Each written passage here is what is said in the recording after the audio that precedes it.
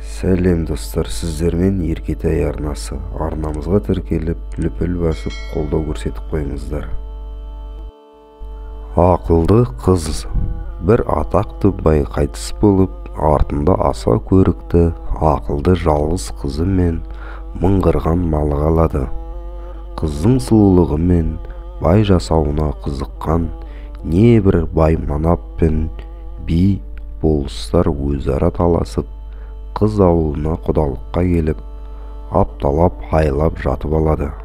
Иттей ырылдасқан қызыл көз пәлелерден мезі болып, құтылғысы келген қыз еліне қадірлі бар қазылар мен ақсақалдарды жинап ақылдасады да былай деп жар салады. Сендері көпсіңдер, мен жалғызбын. Мен екі жұмбақ айтамын. Сол жұмбақтың шешуін тапқан жігіт маған да анау өріс толы малға да ие болады. Менің орнамда тек жұмбақты шешемін дегендер ғана кіреді. Жұмбақты шеше алмағандар киімін шешіп, үстіне бал жағып, тауықтың жүніне аунайды. Сол бетімен атын осында тастап, еліне жаяу қайтады. Сөйтіп кеудесін қағып, көпсінген атқамінерлердің тапқырлығы безбенге түседі. Данышпан ойдың ордасы мен деп ордаға кіріп, жұмбақты шеше алмаған көп мырзалар әлгіндей масқара халде жаяу қайтады. Мұны көріп, тауы шағылған өзге жұрт тарай бастайды. Әлі де қыздан дәмесі бар шағын топ қана қалды. Олар да ордаға кіруге бата алмайды. Желінбей ет, ішілмей қымыз қалады. Сөйтіп отырғанда ақ озат ат мінген жұпыны киімді бейтаныс жігіт келеді. Уа қалайық, кедей кепшіктің жүзі жадырап, бай мырзалардың қабағы қатып, қапаланғанын көргенім осы. Не болып жатыр бұл ауылда? Деп сұрады. Ел мән-жайды түсіндірді. Пәлі, дейді бейтаныс жігіт. Қыз жұмбағын шеше алмасам, жігіт болып жер басып жүрдім не, жүрмедім не? Тәуекел, кіремін. Ессіз болмасаң еліңді тап. Сен түгілі ел билеген болыс билерде қыз жұмбағын шеше алмай, тауықтың жүнінен тон киіп, масқараға ұшыраған дейді. Есік алдындағы тұрған көп мырзалардың бірі. Жігіт олардың айтқанын тыңдамай, ордаға кіріп барып, төрде отырған қазылардың алдына қамшысын көлденеңнен тастайды. Құрбымның барлық шарттарын естіп келдім. Жалғыз атты кедей едім. Осы жолы мыңғырған мал айдап, айдай сұлу құшып, мерейім тасып елге қайтармын. Айтсын жұмбағын. Қыз әлгі жігітке былай деп жұмбақ айтады. Ертеде екі батыр жігіт ақылымен ел аузына іліккен бір кедейдің қызына бір мезгілде құда түсе келеді. Қызды қайсысына берерін білмей, ауыл ақсақалдары қатты сасады.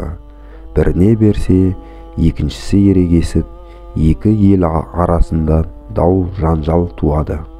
Ақыры қыздың өзі ақыл табады.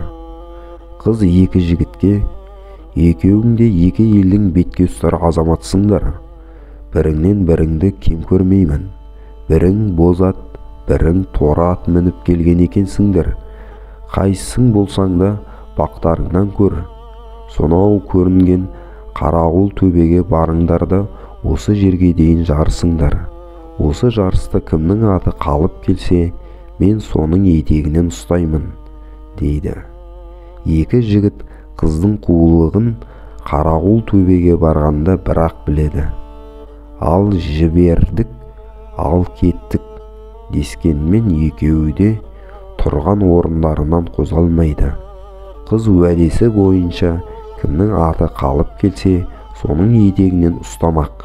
Екеуінің де қалып барғысы келеді. Бұлар ал кеттік пен әбден шаршап, қой, қыз бізді мазақ еткен екен, аяңдап барып айыбымызды тартайық деп тұрғанда, қасына желмая мінген бір қарт кісі келеді. Жөн сұрасып мән-жайға қаныққан қарт екеуіне бір ақыл айтады. Жігіттер қарттың айтқан ақылын орындап ауылға қарай жарыса жөнеледі. Бірінен бірі озуға тырысады. Дана қарт қыздан дәмелі екі жігіттің бірінен бірі озуға жан салып жарыса жөнелетіндей қандай ақыл айтты екен. Осыны таба ғой жақсы жігіт. Ойлануға бие сауым уақыт, дейді қазылардың бірі.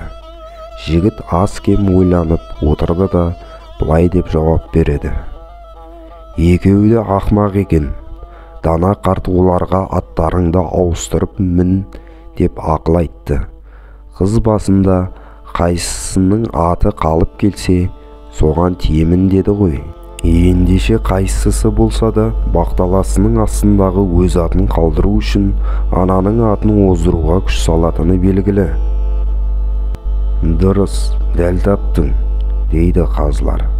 Жігіттің шапшаңдығы мен тапқырлығына сәл таңданған қыз екінші жұмбағын айтады.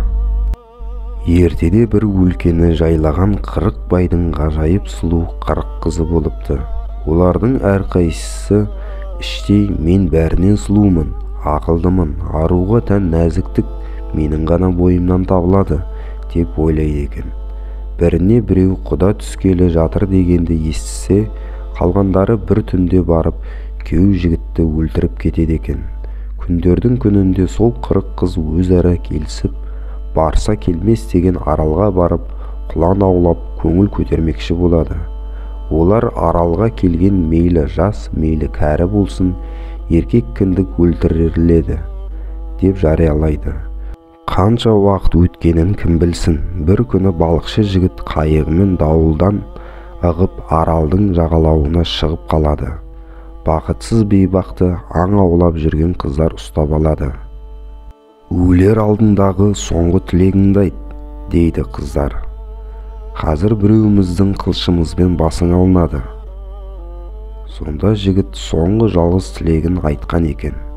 Қаншер 40 қыздың біреуі де оған қару көтермей босатып қоя беріпті.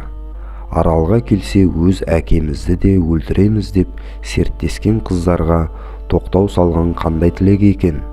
Жауабын тап та маған және мына мал мүлікке иелік ете бер. Таппасаң бал салынған көбі босағада тұр. Тауықтың жүні туалықта тұр. Бірінші жұмбақты шешкенің есепке алынбайды. Ойлануға бие сауым уақыт, дейді қазылардың бірі.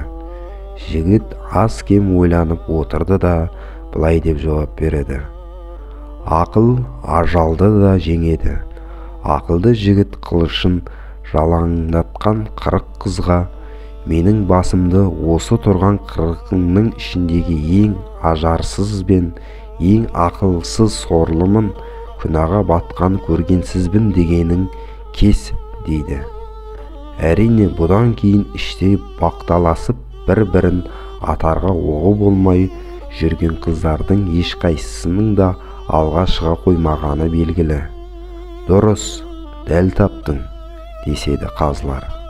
Ақылды қыз тапқыр жігіттің алдына келіп, басын иіп, тәжім етіпті. Мінекей достар, видеомыздың соңына да жеттік. Арнамызды қолдауды ұмытпаңыздар. Қош сау болыңыздар.